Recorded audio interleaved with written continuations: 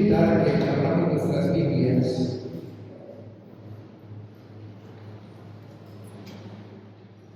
Evangelio de Marcos. Seguimos estudiando este hermoso libro de Marcos, capítulo 2.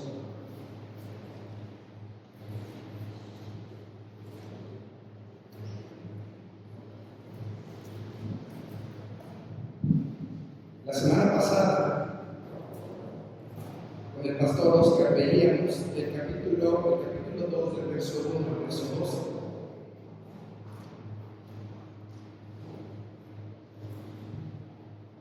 Y venimos estudiando el poder y la autoridad de Jesús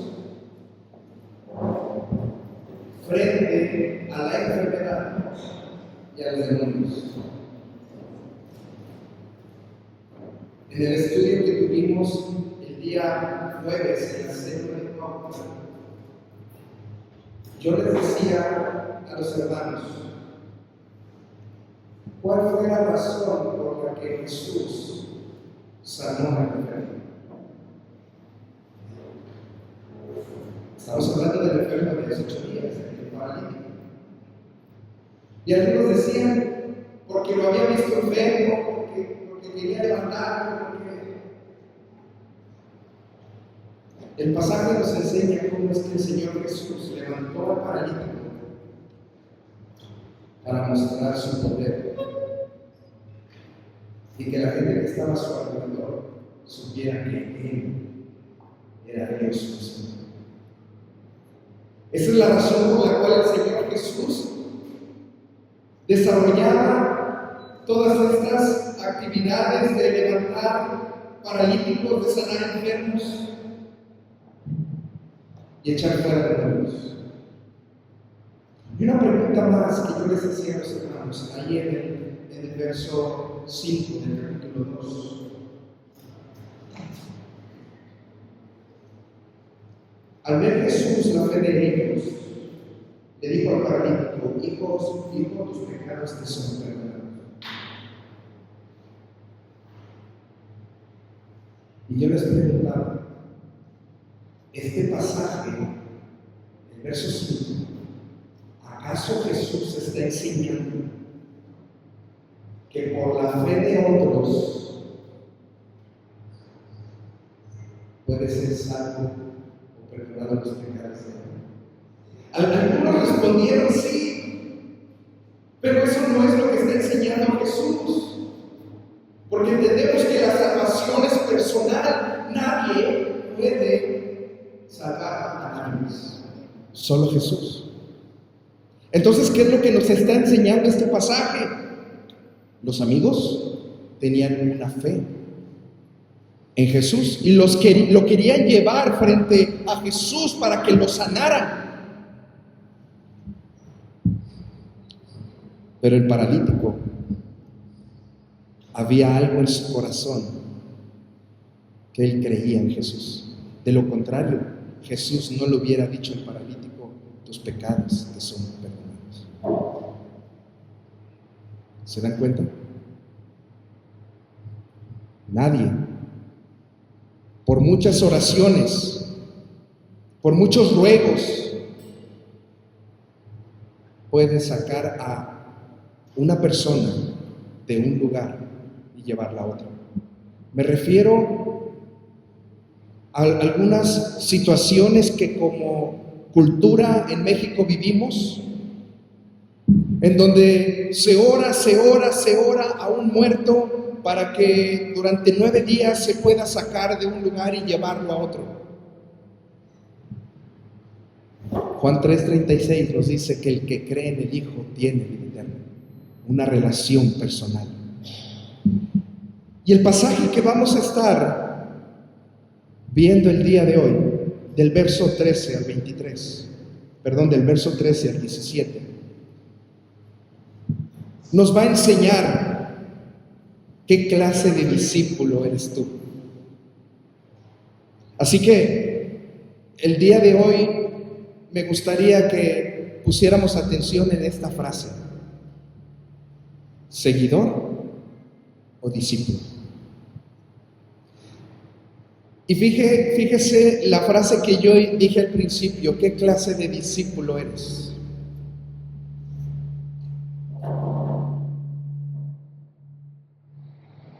Es posible que usted crea que hay varias clases de discípulos. Y sí lo hay, pero no es Jesús. Vamos a pasar Marcos capítulo 13. Marcos capítulo 2, verso 13.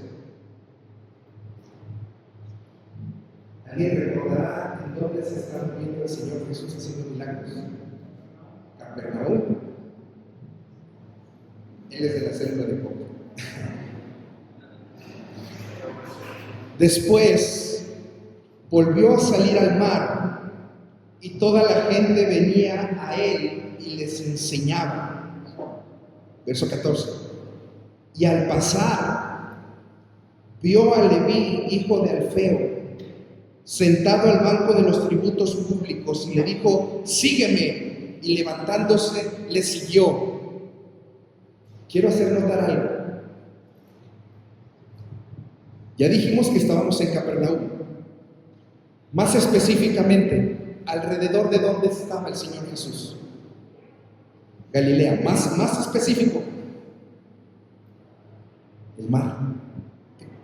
Que ya dijimos en el primer sermón de Marcos que era un lago, que era agua dulce, no era mar. Pero bueno, lo conocemos así porque así le decimos al mar de Morelos, ¿no? De Quesquitengo, que también es agua dulce. El Señor Jesús se encontraba a la orilla del mar. Seguramente Mateo, este hombre llamado Leví, que conocemos como Mateo, porque en el Evangelio de Mateo así lo describe como Mateo, aquí Marcos lo señala como Leví. Dice que se encontraba en el banco de los tributos, sentado al banco de los tributos públicos. Algunos autores creen que Leví o Mateo estaba cobrando los impuestos de la gente que se metía al mar a pescar, las barcas. Así que se encontraba, veía que salía alguna barca y cobraba el impuesto. Cuando hablamos de saqueo hace algunas predicaciones, mencionamos lo querido que eran los publicanos, ¿verdad? Cómo la gente los quería. No, eran personas odiadas, eran judíos que se habían vendido ante el Imperio Romano, judíos que se habían vendido ante el Imperio Romano para cobrar impuestos. Durante muchos años ellos habían hecho una carrera en esa cuestión de los tributos para que a su propia raza, familia, pueblo, nación, cobrarles esos impuestos públicos. Así que para nada eran queridos. Incluso hay autores que mencionan que los publicanos no eran recibidos en la sinagoga. Eran tan despreciados que no les permitían entrar ni en el templo, ni en la sinagoga. Este era Leví, Mateo, el que escribió el Evangelio de Mateo, que en nuestras Biblias lo encontramos como el primer Evangelio, aunque ya hemos estudiado que Mateo no fue el primer Evangelio, sino Marcos, el que estamos estudiando. Al pasar vio a Leví, hijo de Alfeo, sentado al banco de los tributos públicos. Nada más con un paréntesis. Algunos teólogos creen que este es el nacimiento de los bancos. Salían los publicanos, ponían su banquito, algunos creen que tal vez su mesita, y ahí cobraban sus impuestos. Sentado al banco. Y de ahí nace la palabra de los bancos. Donde hoy vamos a mover dinero y perder ahí 4 horas. Y le dijo Jesús: sígueme. ¿Qué dice el pasaje? Levantándose le siguió. Hermanos, este este hecho de que Jesús llama a Leví, a Mateo, se encuentra en Lucas también. Y Lucas dice que levantándose en el instante y dejando todo, le siguió. Lucas hace referencia, allí en Lucas capítulo 5, hace referencia que Mateo dice, levantándose en ese momento y dejándolo todo, le siguió. ¿Se acuerdan quién había hecho algo similar? ¿Quién? ¿Fuerte? Pedro, Andrés, Santiago, Jacobo y su hermano Juan. Lo vimos hace 2 o 3 semanas. Ellos hicieron lo mismo que Mateo. Levantándose, le siguieron. Dejando sus redes, ellos le siguieron.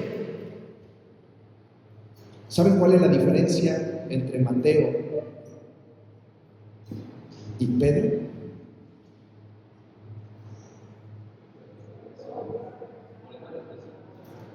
Pedro podía regresar nuevamente a su trabajo.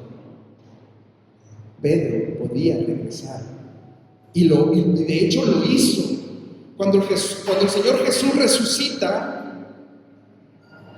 cuando el Señor Jesús muere, Pedro se da cuenta, todo se ha acabado, todo se acabó.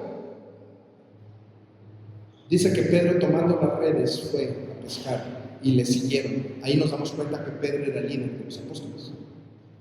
Pedro volvió a eso que él desarrollaba antes de que Jesús lo llamara.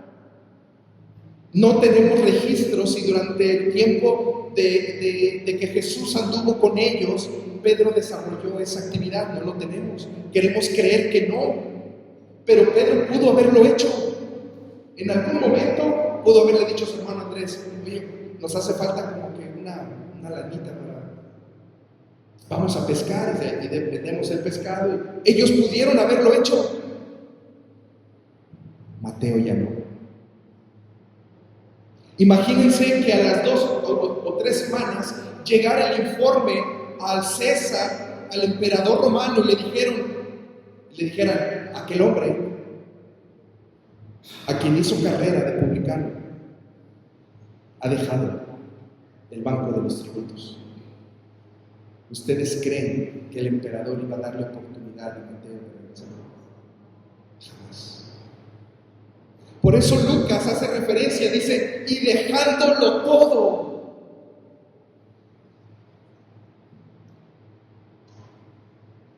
Levantándose, le siguió. Me gustaría que identificáramos algunas características especiales de los discípulos. Hemos visto cómo cuando el Señor Jesús los llama, ellos responden en ese momento, dejando lo que estaban haciendo, dejándolo todo. He conocido personas que dicen, principalmente jóvenes, cuando yo ya sea grande, seguiré a Cristo. Cuando yo me jubile, seguiré a Cristo. Cuando ya no viva yo en este lugar y me cambie a este otro lugar, entregaré mi vida a Cristo. Cuando pase esta o aquella situación, entonces entregaré mi vida a Cristo. Si tú eres de los que creen que eres un discípulo de Jesucristo y no has dejado todo por seguirlo, la palabra de Dios nos enseña el ejemplo a seguir para ser llamado discípulo.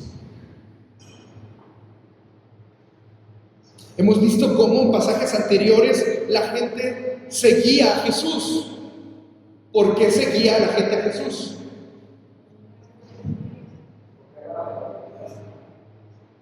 Bueno, hay pasajes que muestran que hablaba con autoridad, pero la mayoría de la gente lo seguía por una conveniencia propia. Más adelante, en el capítulo 6 y en el capítulo 8, vamos a ver cómo seguían a Jesús, que les daba de comer. Así dice el pasaje.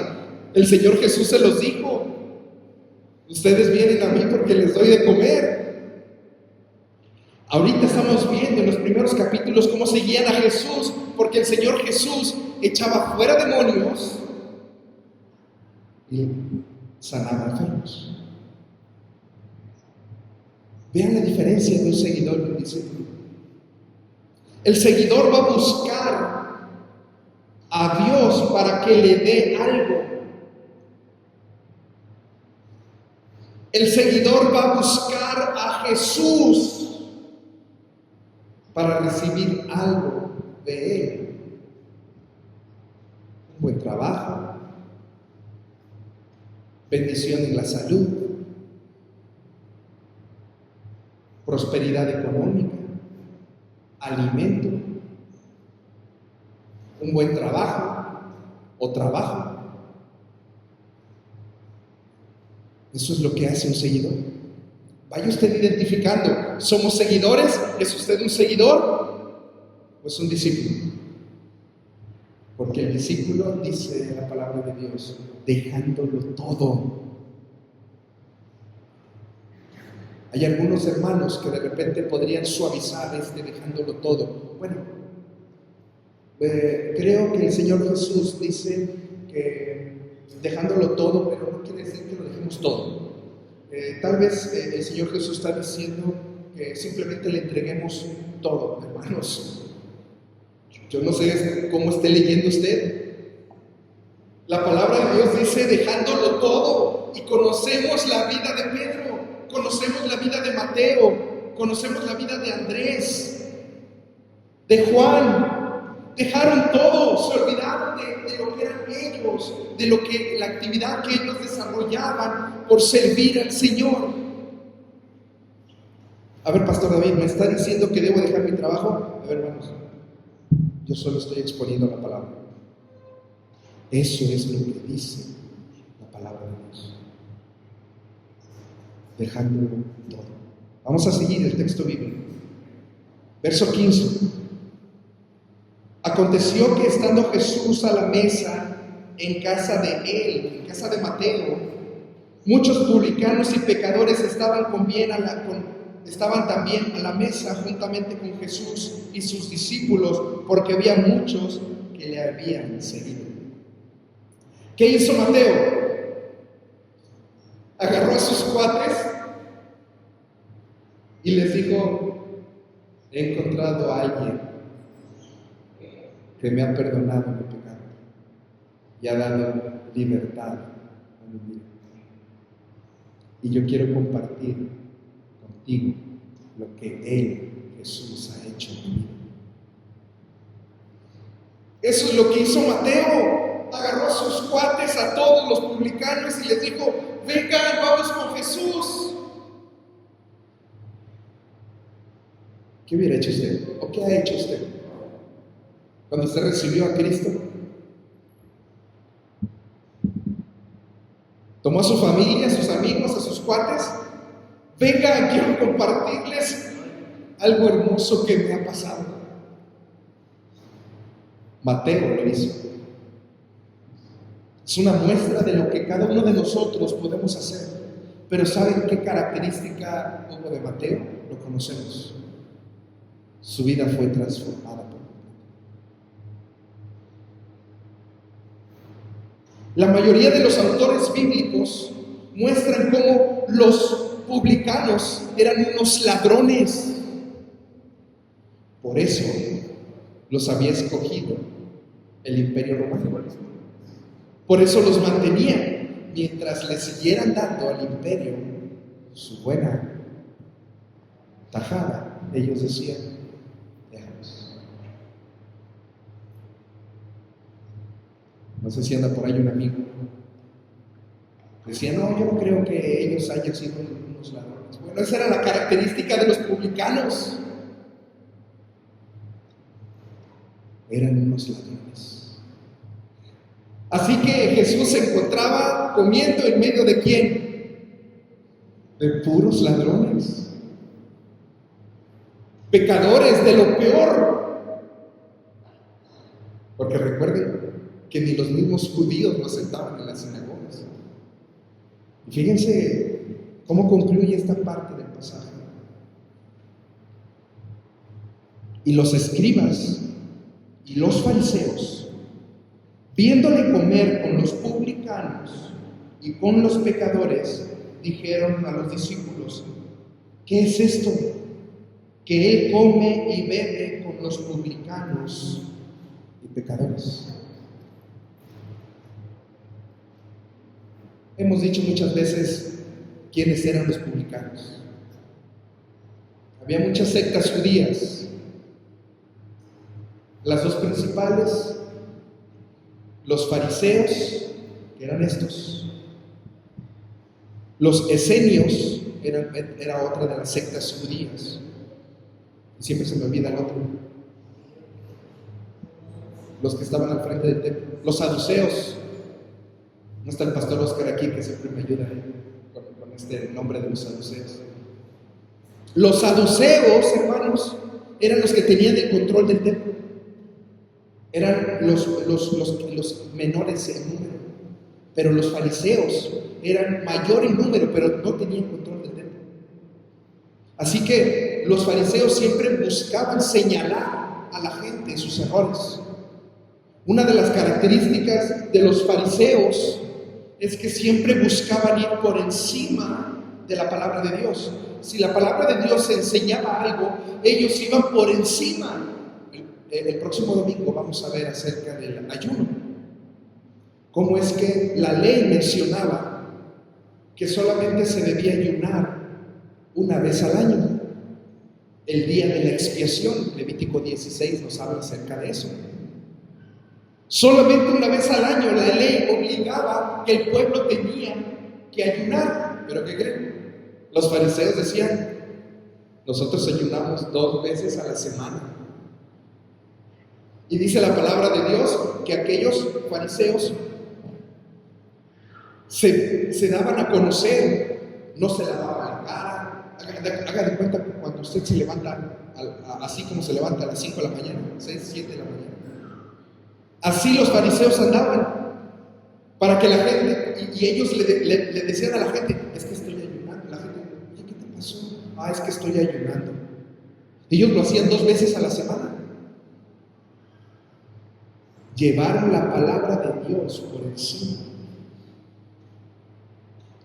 Y dentro de 15 días vamos a hablar también otra situación donde los fariseos iban por encima de la ley, el día de reposo. Así que estos eran los fariseos. Buscaban siempre señalar a la gente de sus errores. ¿Y qué creen? Jesús no fue la excepción. Al oír esto, verso 17, Jesús les dijo: los sanos no tienen necesidad de médico, sino los enfermos. No he venido a llamar a justos, sino a pecadores. Cuando los fariseos escucharon esto, no sé si por un momento se alegraron. Dijeron: entonces vienes por ellos, no por nosotros. ¿Sí me explico? De repente el fariseo entendía que él no necesitaba de ser perdonado. El fariseo creía que los que necesitaban eran otros, pero él no. ¿Cómo se siente usted, hermano, amigo? Mire, usted no puede ser salvo si no siente que usted necesita ser salvado del infierno. Usted no va a poder ser salvo Usted no va a poder ir al cielo si usted se cree y siente que no necesita ser perdonado. Esa es la característica de los fariseos. ¿Cómo se siente usted, hermano, en esta mañana, en esta tarde? ¿Cómo se siente usted? El deseo de mi corazón, hermanos, es de que usted en esta tarde usted pueda reflexionar en el pasaje bíblico. ¿Qué soy? ¿Soy un seguidor? Porque soy de los que van al templo buscando que el Señor me bendiga. Porque me levanto en la mañana, 5 de la mañana, a tener mi tiempo con Dios, y cuando termino, le digo al Señor, ya hice mi devoción, ahora bendíceme. Eso hacían los seguidores. Si tú eres de los que dice, voy a leer la Biblia, voy a ir al día domingo a la oración, al culto, para que Dios me bendiga, hermano, eres un seguidor.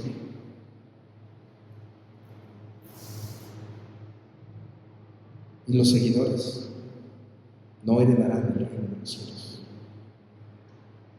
No estoy diciendo que sea malo leer la Biblia. No estoy diciendo que sea malo venir a la iglesia. Lo que estoy diciendo es, ¿qué es lo que te motiva? El discípulo lo motiva lo que Jesús hizo en la cruz del Calvario. Lucas capítulo 14. No lo busqué, por favor. Si quieren, nomás anótelo. Lucas 14, 33. Escuche lo que dijo el evangelista Lucas. Así pues, cualquiera de vosotros que no renuncie a todo lo que posee, no puede ser mi discípulo. Ya no solo es Marcos quien está diciendo y dando características de un discípulo. Lo dice también Lucas, que el Señor Jesús, allí en el capítulo 14, verso 33, dijo, cualquiera de ustedes que no renuncie a todo lo que posee, no puede ser mi discípulo.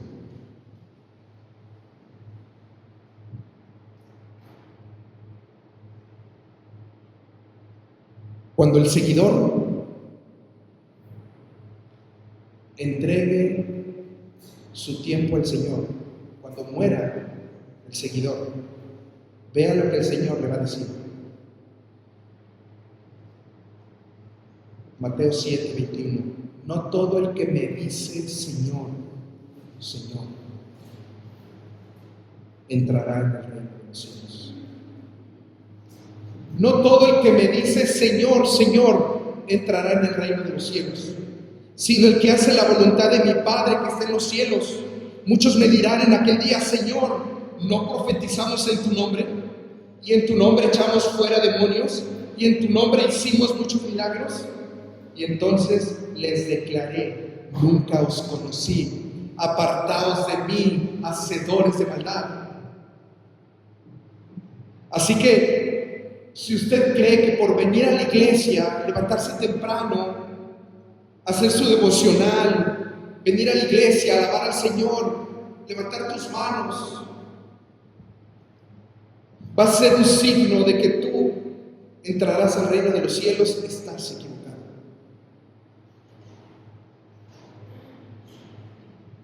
No todo el que me diga Señor, Señor, entrará en el reino de los cielos. Los seguidores le decían al Señor así, Señor, ¿qué eres tú, hermano? ¿Un seguidor o eres un discípulo?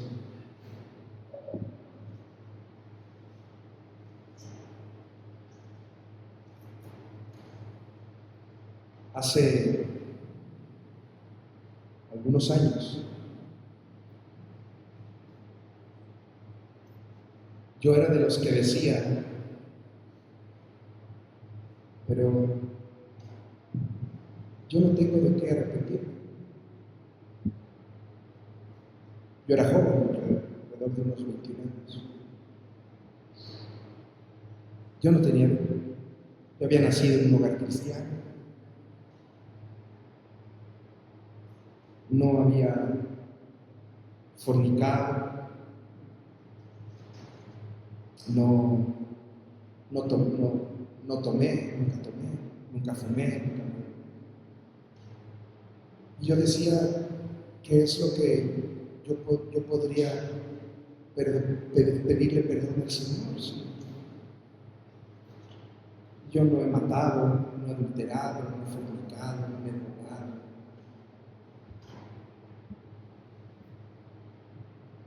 Yo no entendí a esa edad que mi sola separación de Jesús me llevaba al infierno. Hasta que entendí que necesitaba yo a Jesús como mi Señor y Salvador. Necesitaba arrepentirme de mi pecado, pedirle perdón al Señor y entregarme a mi vida. El Señor no quiere, hermanos, seguidores. El Señor quiere discípulos. Que no te sorprenda un día cuando entregues tu vida, cuando tu vida se acabe, cuando venga alguien, cuando venga el Señor y recoja el aliento de vida. No te sorprenda que tú le digas, Señor, Señor, pero yo iba a la iglesia, yo levantaba las manos, yo cantaba al Dios que adoramos, yo hacía mi devocional, yo asistía a la célula. No te sorprenda que el Señor te diga, apartaos de mí, hacedor de maldad. El Señor no quiere seguidores, porque en el reino de Dios solo hay una clase de discípulos. No hay 2 o 3 o 4, solo una clase de discípulos, y ese es el que estamos viendo, dejándolo todo. En el momento le siguieron. ¿Estarías dispuesto a arriesgar tu vida?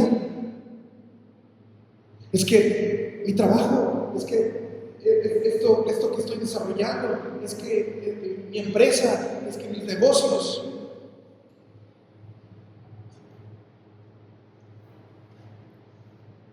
Dejándolo todo.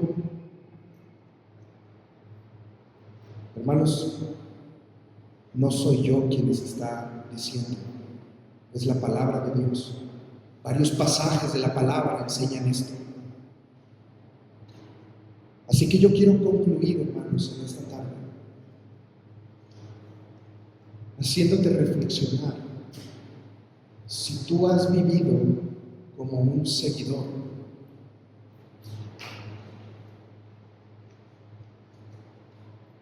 es tiempo de que vivas como un discípulo. El Señor te va a sostener. El apóstol Pablo hacía casas para sostener su ministerio. Casas de campaña. Ese es el trabajo del apóstol Pablo. El apóstol Pablo pertenecía al Sanedrín, de la cúpula más alta de los judíos, como la Suprema Corte de Justicia hoy, el Sanedrín, los que tomaban decisiones en el pueblo judío. Por cierto, entendemos que el apóstol Pablo en algún momento tuvo esposa, porque no podían ser parte del Sanedrín si no tenían esposa. Era una característica, dijera el derecho romano, sine qua non. No podían tener ese puesto si no eran casados. No sabemos qué pasó, murió la esposa, lo dejó, no sabemos. Lo que sabemos es que cuando lo conocemos él ya no estaba con la esposa, ya no tenía esposa. La cúpula más alta era esa. El apóstol Pablo dejó todo para seguir a su Señor. ¿Qué estás dispuesto tú a dejar? Porque dio su vida en la cruz del Calvario. por quien tomó tu lugar, porque tú ibas directo al infierno, así como yo. Tomó nuestro lugar en la cruz del Calvario. ¿Qué estás dispuesto a hacer? ¿Quieres seguir como un discípulo? ¿O quieres usar tu empresa, tu trabajo, tu negocio para el Señor? Porque Dios lo puede usar, así como lo hizo con Pablo. Usó su negocio para ponerlo a los pies del Señor y sostener el ministerio que el apóstol Pablo llevaba. Yo quiero invitarte a que te pongas de pie. Yo quiero orar por ti. Vamos a ponernos de pie.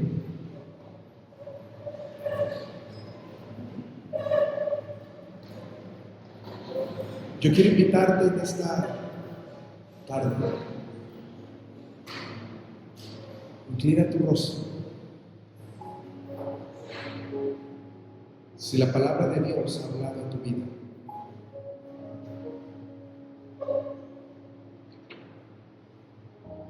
responde al Señor. Señor, tu iglesia, palabra de vida, Señor, se encuentra aquí delante de ti, Señor, de pie. Rogamos, Señor, que tú escuches, Padre, nuestra oración. Escucha el ruego y la necesidad de mi hermano.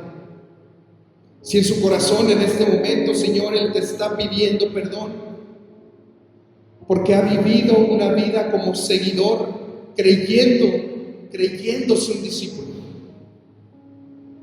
Tu palabra hoy nos ha confrontado. Tu palabra hoy nos ha enseñado cómo un discípulo vive delante de ti, dejándolo todo y entregando todo y poniéndolo a tus pies, Señor.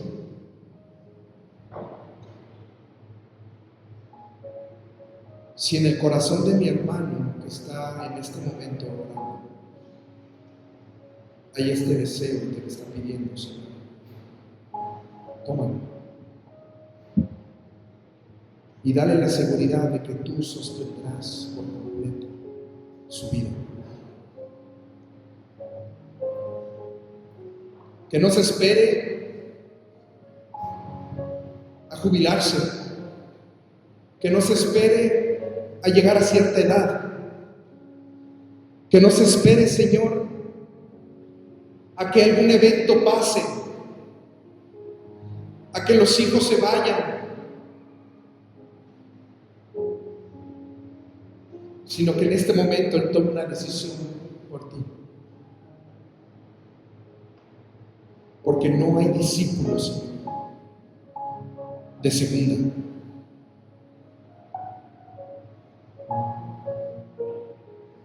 Queremos entregar este tiempo, Señor,